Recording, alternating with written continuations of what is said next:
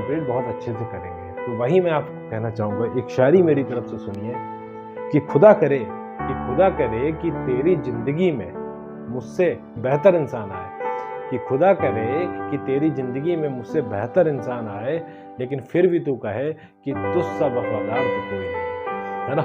तो चलिए आज हम स्टार्ट करते हैं अपना क्लास 9। नमस्कार बच्चों, स्वागत है आपका अपने YouTube channel fit for exam में। जैसा कि आप सभी की पढ़ाई अच्छी चल रही होगी, ऐसा मैं सोच रहा हूं। और क्लास 9 का जो हम लोगों ने केमिस्ट्री का जो सिलेबस स्टार्ट किया है, उसमें फर्स्ट चैप्टर जो पढ़ रहे हैं वो है आपका मैटर इन आवर सराउंडिंग। और ये जो आपके जो वीडियोस आ रहे हैं क्लास 9 के, बहुत अच्छे से देखिएगा, क्योंकि जितना भी आपको फिट फॉर एग्जाम पे वीडियोस मिल रही हैं, 12th क्लास स्टार्ट हो चुकी है, 10th भी स्टार्ट होने वाली है। 9th क्लास के बच्चे कृपया ये ध्यान दें, जो भी आपको कोर्स कंटेंट दिया जा रहा है, जितना भी आपको यहाँ पर आपको बोर्ड पे जितना भी आपको नोट डाउन कराया जाता है, उसके लिए एक प्रॉपर कॉपी बनाइए, उस पर लिखिए और जमकर प्रैक्टिस करिए। साइंस और मैथ्स में आपको कोई प्रॉब्लम नहीं होगी, ऐसा मैं गारंटी से कह रहा हूँ। ठीक है, तो आपको फिट फॉर एग्जाम की वीडियोस को फॉलो करना है, ठीक।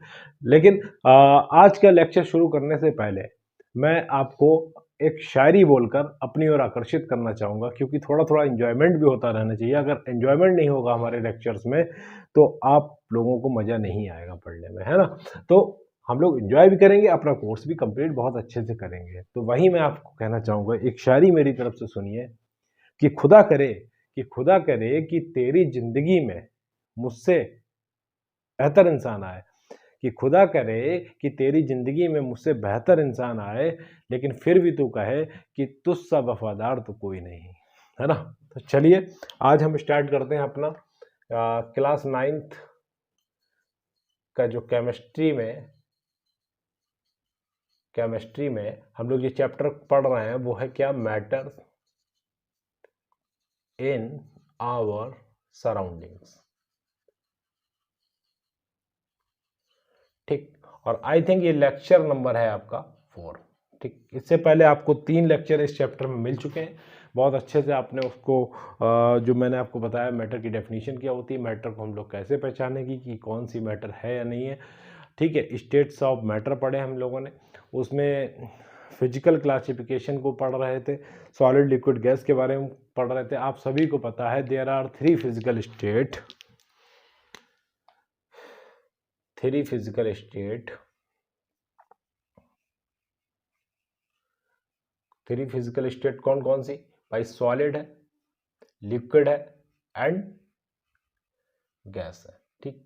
Solid, liquid and gas. तो हम आपको ये बताना चाहेंगे कि matter can exist in 3 physical state, that is solid, liquid and gas, ठीक। और it depends on the temperature, it depends on the temperature and pressure also। अब आप कहेंगे कि भाई टेम्परेचर और प्रेशर कैसे? देखिए, आज हमको जो मेन जो टॉपिक पढ़ना है इस केमिस्ट्री के मैटर इन आवर सराउंडिंग में, जो हमको टॉपिक पढ़ना है वो हमको पढ़ना है कि how can water change it's state, ठीक है। हम लोगों को जो पढ़ना है, how can matter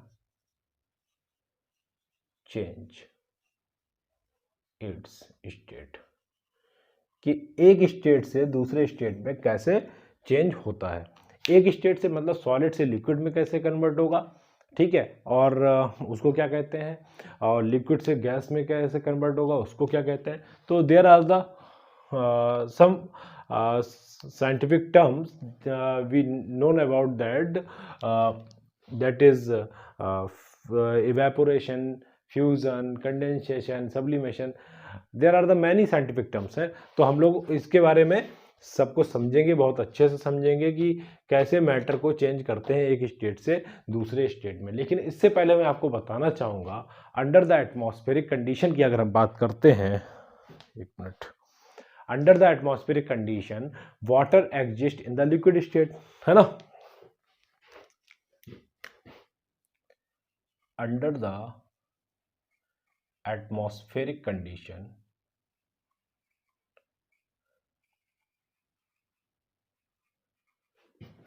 water exist in liquid state. ठीक, लिक्विड स्टेट में तो है, अगर एटमॉस्फेरिक कंडीशन में देखा जाए कि लिक्विड कंडीशन में है, लेकिन बट इफ अगर लोअर टेम्परेचर हम लोग ले लेते हैं below the 0 degree centigrade, lower temperature, if lower temperature below 0 degree centigrade, the water will be convert in solid, that is ice। मतलब लिक्विड है, वाटर कन्वर्ट्स इनटू सॉलिड, इसको हम क्या कह देंगे, आइस। ठीक, अभी हम सब लोग समझेंगे कि आखिर किस टेम्परेचर पे, 0 डिग्री सेंटीग्रेड से नीचे अगर आपका टेम्परेचर है तो वाटर कन्वर्ट हो जाएगा आपका सॉलिड में और उसको हम कहेंगे आइस। ठीक, ये चीज क्लियर हुई। सेम यही अगर हम इसको हीट करें वाटर को अबव 100 डिग्री सेंटीग्रेड पर, तो वाटर कन्वर्ट इनटू गैस, इसको हम कह देंगे स्टीम। ठीक, आइस और स्टीम आप समझ गए कि अगर 100 डिग्री सेंटीग्रेड, मैंने आपको टेम्परेचर स्केल पढ़ाया प्रीवियस लेक्चर में, टेम्परेचर स्केल आपको 3 टाइप्स ऑफ टेम्परेचर स्केल होते हैं। First one is kelvin, second one is Celsius and another is Fahrenheit. तो मैंने आपको सारी चीज़ें बता दी थी कि किस तरह से किस टेम्परेचर में आपको कन्वर्ट करते हैं, इसके बारे में हमको पढ़ना था। ठीक, अब समझिए, वाटर चेंजेस इनटू सॉलिड, इसको हम क्या कहेंगे, वाटर अगर चेंज हो रहा है सॉलिड में इसको हम आइस कह देंगे, और वाटर अगर चेंज हो रहा है गैस में इसको हम स्टीम कह देंगे। ठीक, इसी प्रोसेस को हम लोग जो कहते हैं कि वाटर अगर स्टीम मतलब गैस में कन्वर्ट हो रहा है, इसको हम कह देंगे इवेपोरेशन। ये चीज क्लियर हुई। स्टीम का कॉन्सेप्ट आप लोग समझ गए, है ना। अब बात करते हैं हम लोग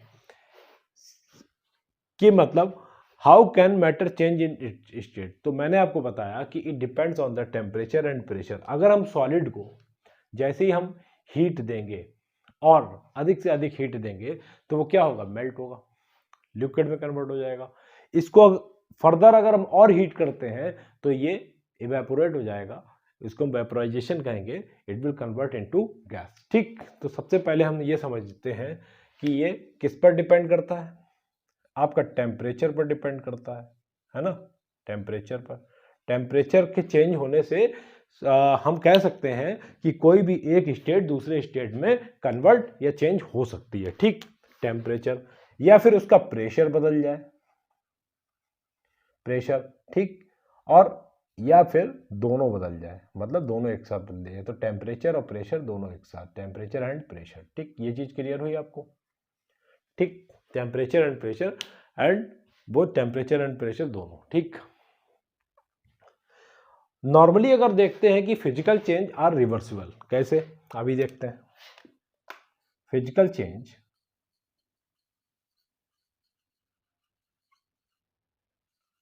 आर रिवर्सिबल। भाई ये तो बहुत बड़ी बात बोल दी कि फिजिकल चेंज रिवर्सिबल कैसे होगा। तो मैं आपको बता दूं कि अगर हम देखिए इसकी बात करते हैं, किसकी, लिक्विड की। ठीक, यहां पर ले लेते हैं हम सॉलिड और यहां पर हम लोग ले लेते हैं गैस। ठीक, अगर सॉलिड से लिक्विड में अगर कन्वर्ट होता है, सॉलिड से लिक्विड में कन्वर्ट होता है, तो हम इसको क्या कहेंगे, इसको हम मेल्टिंग कह सकते हैं, ये प्रोसेस आपका मेल्टिंग, या फिर हम इसको फ्यूजन भी कह सकते हैं। ठीक, फ्यूजन भी कह सकते हैं। सॉलिड से अगर कोई लिक्विड में कन्वर्ट हो रहा है, लेकिन ये चेंज कैसे होगी स्टेट, तो through the temperature change and pressure change also, है ना। ये चीज क्लियर हुई, फिजिकल चेंज। और अभी बताते हैं कि फिजिकल चेंज रिवर्सिबल कैसे है। जैसे सॉलिड से लिक्विड में अगर जाएंगे, सॉलिड से लिक्विड अगर कन्वर्ट हो रहा है कोई भी स्टेट, तो बाय हीटिंग प्रोसेस तो उसको हम मेल्टिंग या फ्यूजन कहेंगे। ठीक, सेम एज इट इज अगर हम देखें कि लिक्विड से अगर हम गैस में जा रहे हैं तो उसको अभी मैंने क्या बताया कि वाटर है वो convert into gas, it is called steam. Steam क्या है? इवेपोरेशन। इसको हम कह सकते हैं इवेपोरेशन। ठीक, इवेपोरेशन हो गया। अब यहीं पर मैंने आपको बताया कि फिजिकल चेंज आर रिवर्सिबल। तो जैसे ये सॉलिड से लिक्विड में हो रहा है तो लिक्विड से सॉलिड में नहीं चेंज हो सकता है। अगर हम लिक्विड, अब कैसे होगा? अभी मैंने आपको बताया वाटर कन्वर्ट इनटू सॉलिड, इसको कहते हैं आइस। अगर हम इसको कूल करते हैं, मतलब लोअर टेम्परेचर 0 डिग्री सेंटीग्रेड से अगर नीचे है तो इसको हम कहेंगे कूलिंग। कूलिंग से क्या होगा? लिक्विड आपका आइस में कन्वर्ट हो जाएगा, और आइस क्या होता है? सॉलिड, है ना। या इसको हम कह सकते हैं आपको सॉलिडिफिकेशन। सॉलिडिफिकेशन, ठीक, ये चीज क्लियर हुई। यही मैं आपको बताना चाह रहा था कि जिस तरह कोई भी मैटर, मतलब कोई भी स्टेट ऑफ मैटर सॉलिड से लिक्विड में कन्वर्ट हो सकता है, same as it is liquid से सॉलिड में भी कन्वर्ट हो सकता है। तो इसलिए हम कह सकते हैं कि physical change are reversible change, है ना, रिवर्सिबल है। क्लियर? ठीक, अगर सॉलिड से लिक्विड में चेंज हो रहा है, लिक्विड से सॉलिड में चेंज हो रहा है, तो आप हमको ये बताइए कि लिक्विड से गैस में चेंज होने को हम क्या कहते हैं? इवेपोरेशन। तो गैसेस से भी लिक्विड में कन्वर्ट होता है क्या? गैसेस से लिक्विड में कन्वर्ट होने वाला जो प्रोसेस आपका कहलाता है उसको हम कहते हैं कंडेंसेशन। क्या कहते हैं? कंडेंसेशन। ये जितनी भी जो आपकी साइंटिफिक टर्म है, लाइक मेल्टिंग, कूलिंग, है ना, इवेपोरेशन, कंडेंसेशन। अभी एक और प्रोसेस आपका बच रहा है कि सॉलिड से गैसेस में कन्वर्ट होने को प्रोसेस को क्या कहते हैं? कि सॉलिड से अगर गैस में कन्वर्ट हो गया, ठीक, और गैस से इसमें अगर कन्वर्ट हो गया तो इस प्रोसेस को क्या कहते हैं? तो इसको हम कहते हैं हीट ऑफ सब्लिमेशन।